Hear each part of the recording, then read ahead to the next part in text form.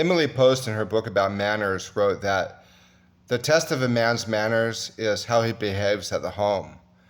And it's in the home with those that are closest to him that's the real judge and a test of somebody's manners. So too, what the United States thinks about democracy and the U.S. conception of democracy should be judged first and foremost by how they behave in the region that's closest to home.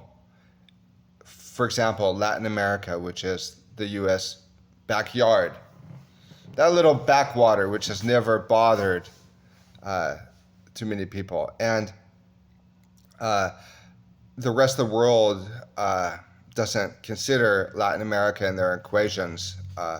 For example, when you hear Russians talking about American foreign policy, it's like Latin America doesn't exist.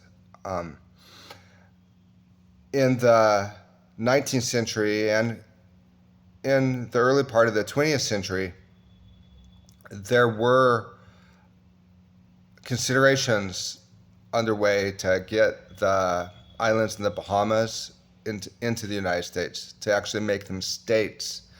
But it was argued that slavery, being deeply unpopular with the American public, it wouldn't go over well, and the business community in the Bahamas depended on slave labor. So it was on the basis of wanting to continue slavery that these countries like the Dominican Republic and Haiti and others weren't just made states. Where the U.S. had the biggest hand in the region, there was de facto slavery that continued up until the 1980s, Guatemala, for example.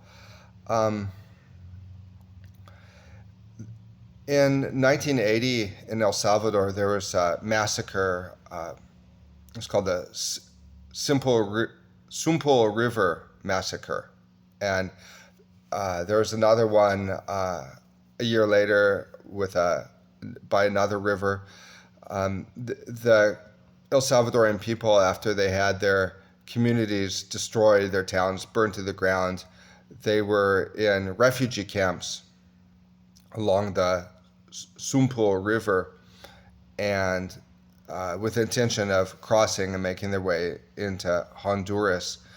And the El Salvadorian military, which was trained by the United States, operating under orders from the United States, just came and just slaughtered, cutting their heads off, massacring over 600 women and children and men. There's the other massacre happened nearby, the Limpa River Massacre. I'm just researching about these. Known a lot about the El Salvador situation, but I'm learning about a lot of the more specifics. The United States and Latin America seem to pursue the policy that in order to prevent democracy, if you killed everybody and kept them from voting, that would be the best way. So just killing them all, killing all the people, was the best way to prevent democracy. Just, and it's so extreme what was going on in El Salvador and Guatemala. Just like the censorship in Israel is just so extreme. People in Israel have been talking on the phone together, like talking with their families or their neighbors, and they report that government censors actually break into the phone conversations, threatening and saying, no, you can't say that or you'll go to jail. Like the Israeli painter who went to jail for 6 months because in the corner of her painting were the 3 colors of the Palestinian flag. Like the Israeli university professor that went to jail because he published an article in Arabic. Arabic language is prohibited in Israel. When I came to Latin America in 2008, one of my biggest surprises was that they didn't know about this history of what was going on in El Salvador and Guatemala. it's often referred to as a civil war, but I don't like that phrase because uh, it, there weren't sides. Um, mhm. And now I'm researching a lot more of the details, like these river massacres, which killed 600 in one, 400 in the other, respectively, um, or like the concentration camps in Guatemala. And there's just the Bukele government in El Salvador. President Bukele, he's very popular in all of Latin America because he's stamping out the corruption and the gangs. But he represents this new generation that doesn't remember the horrors of um, the 20th century, and it's sad. He's stamping out a lot of the gangs, and and that's great, you know. But the gangs that grew up in El Salvador, they were really able to flourish because of the death squads that had operated and so destroyed the population and enforced poverty, and then they were able to grow up and foster in a depoliticized environment where politics had been illegal. I'm also reading a book right now, rereading a book by a Roman Catholic priest who was working in Guatemala in the 70s and 80s, talking about how politics was illegal. If you wanted to have a political party, even if you wanted to have a labor union or even teach peasants to read, you were considered a communist. And as the Guatemalan military, again, trained by the United States, operating under orders of the United States, would sweep into villages, um, gang raping, burning houses, uh, um, burning people alive, hanging them from their thumbs, um, throwing people off cliffs. They'd always shout, "You're a communist. We're doing this because you're a communist." Um, we're talking here about what can best be described as an anti-ideology. The anti-communism is and was an anti-ideology. So you're a peasant in Guatemala, and the troops come in and just start massacring hundreds and hundreds of people. And as they're doing it, the survivors say they heard the military shouting, "You're a communist! You're a communist! You're a communist!" I think this is relevant to talk about the hysteria of anti-communism and the paranoia of anti-communism that still exists in the United States. But like in Latin America, so too in the United States, there's no real conception of this history and what was being done. To prevent democracy. Noam Chomsky, he wrote once in an essay, it's stuck in my mind, that a communist, according to American political parlance, is just somebody who wants democracy for the people.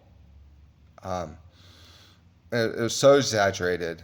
Like I said, the Sumpul River Massacre, I don't know if I'm pronouncing that right, but the El Salvador military just swept in and killed 600 El Salvadorians as they were trying to make their way into the next country as refugees, into Honduras. The dictator of Guatemala, the former dictator Rios Montt, he had a famous quote that's saying that if he wanted to take the fish out of the sea, and he said the Guatemalan peasants were the fish, but he couldn't do that, so he wanted to take away the water. He said that the rebels, the Marxist rebels, lived within the peasant communities, like fish lived inside the sea. But you couldn't stamp out the rebel Marxists. You had to just kill everybody. He said, okay, we're going to can't kill the fish, so we're going to take away the water. That is a pretty explicit statement of genocide. I'm sorry I don't remember the quote exactly. I said it kind of mangled, but you get the idea. And I actually, friends of my dad had contact with Rios Montt, and it's interesting reading this book. There's actually some footnotes that reference Eureka, California, because Rios Montt was an evangelical, and he had contact in Humboldt County with friends of my dad through the gospel outreach. It's really amazing when you look at the history of Latin America in the 20th century and how it's all forgotten, even forgotten with people here that should be remembering it. But without recourse to this history, it's impossible to really talk about Venezuela and why Hugo Chavez and then Nicolas Maduro wanted to be independent of the United States system of tyranny. Mm-hmm. So the war is going on with Iran, and Iran is giving Israel and the United States a run for their money. I'm not going to make a prediction, but I'm going to say what I fear. I fear that Israel may resort to nuclear weapons. That's my fear. Because Israel has always said if the state of Israel is ever threatened existentially, like in a war, then they will use nuclear weapons. And if they do that, then it could be game over for the entire United States and for the entire world. We don't know what this will happen. In Israel, they refer to it as the Samson option. I'm not predicting this, but I'm afraid because over the last few days, the situation and the war has definitely shifted in Iran's favor. And Israel is, by killing the top leadership, they're ensuring that there can't be any negotiations or end to this war because they're getting rid of all the moderate voices that would be in a position to negotiate an end for the war. So how does this end? It either ends with the total destruction of Iran or for the total destruction of Israel. As far as I'm concerned, I hope that Israel is wiped off the map, but I know that before that happens, they will use nuclear weapons, and that's why I'm scared. We've seen this process that started last year of declining support for Israel in the United States. We've seen this accelerated, and I think it's going to be accelerated even more this year as especially amongst young people in the United States, the support for Israel will continue to decline.